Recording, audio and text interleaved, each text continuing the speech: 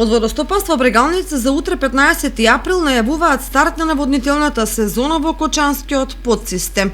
Во полињата во атерот на Кочани ќе биде пуштена вода од зафатите на Кочанска и на Оризарска река. Тоа значи дека во наредните 15 на дена нивите ќе се полнат од протечните води за истите максимално да се искористат. По 1 мај се најавува пуштање на водата од акумулацијата Калиманци во левиот магистрален канал, кога практично ќе започне интензивното полнење на нивите и сеидбата на оризовата култура. Инаку во акумулацијата Калиманци до денеска се акумулирани 63 милиони кубни метри вода. Меѓутоа, дотокот од Брегалница и другите помали реки е намален поради претежно сувото време.